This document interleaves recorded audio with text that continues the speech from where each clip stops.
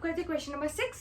तो question number 6 में हमें A क्रॉस B मतलब Cartesian product of A and B given है, जो कि ऑर्डर पेयर्स गिवन है। हमें 4 ऑर्डर पेयर्स मिल रहे हैं जो है A, x, A, y, B, x और B, y।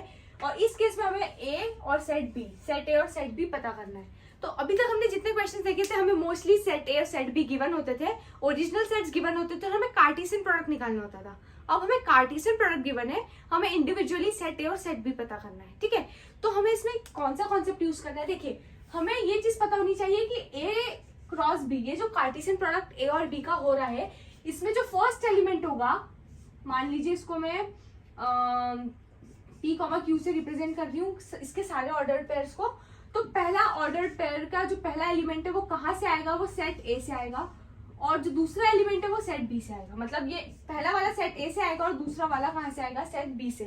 तो हम सारे ऑर्डर्ड पेयर्स में ये देखेंगे कि पहला वाला ऑर्डर्ड पेयर, ये वाला, ये वाला, ये वाला और ये वाला, सारे ऑर्डर्ड पेयर्स के जो पहले एलिमेंट्स है, ये 4 एलिमेंट्स हैं जो पहले लिखा है, फर्स्ट एलिमेंट लिखा है हर ऑर्डर्ड पेयर में।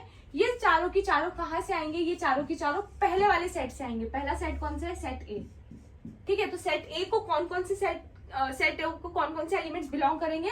इन चारों के पहले एलिमेंट्स। ठीक है, इन चारों के जो पहले ऑर्डर्ड पेयर में जो पहला एलिमेंट लिखा है वो, तो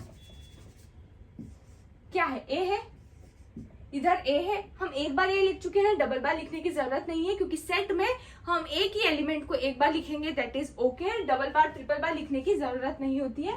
B अगेन B है तो लिखने की जरूरत नहीं है। तो हमें सेट A पता चल गया। अब सेट B के एलिमेंट्स कौन से होंगे? जो सेकंड में लिखा है। ठीक है, तो सेट B क्या होगा? X, Y, फिर x लिखा है तो डबल बार लिखने की जरूरत नहीं, और फिर से y लिखा है तो डबल बार लिखने की जरूरत नहीं है। तो हमारा सेट A के एलिमेंट्स हैं A, B, और सेट B के एलिमेंट्स हैं x, y। हमने क्या किया? हमने जो ऑर्डर्ड पेयर्स हमें गिवन थे कार्टेशियन प्रोडक्ट में, वो सारे ऑर्डर्ड पेयर्स के पहले एलिमेंट सेट A को बिलोंग करेंगे। तो हमने पहले सारे एलिमेंट्स जो है उसको एक सेट में बंद कर दिया है, और वो सारे एलिमेंट्स को हमने लिख लिया है वो सेट A को बिलोंग कर रहे हैं। और जो सेकेंड एलिमेंट है वो सारे सेट B को बिलोंग कर रहे हैं। तो इन सभी को हमने सेट B में इंक्लूड कर दिया है। हमने हर सेट में ये मेक श्योर किया है कि हम किसी भी एलिमेंट को डबल बार ट्रिपल बार नहीं लिख रहे हैं, क्योंकि हमें पता है कि सेट में हर एलिमेंट को सिंगल बार लिखना is okay, and order matter नहीं करता है सेट के अंदर।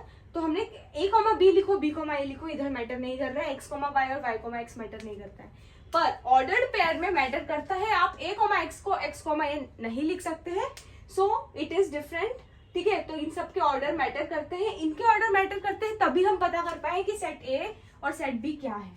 ठीक है, क्योंकि हमें पता है ऑर्डर मैटर करता है, और जो पहला एलिमेंट है वो ही सेट A को बिलोंग करेगा और दूसरा एलिमेंट है वो सेट B को बिलोंग करेगा। ठीक है, तो आई होप आपको क्वेश्चन नंबर 6 अच्छे से समझ में आ गया होगा।